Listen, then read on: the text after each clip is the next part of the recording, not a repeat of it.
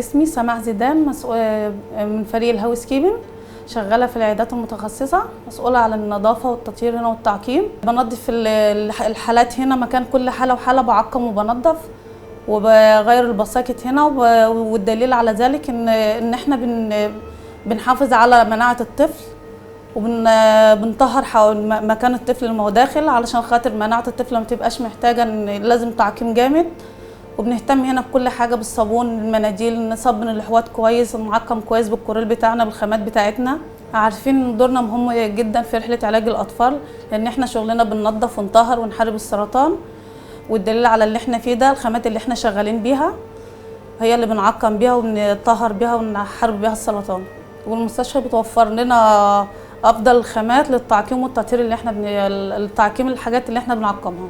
واحنا معتبرين هنا الاطفال كلها اولادنا، وان احنا بنهتم بيهم كاننا اولادنا بالظبط، وبننظف حواليهم ونعقم لهم المكان عشان هم كانهم ولادنا بالظبط.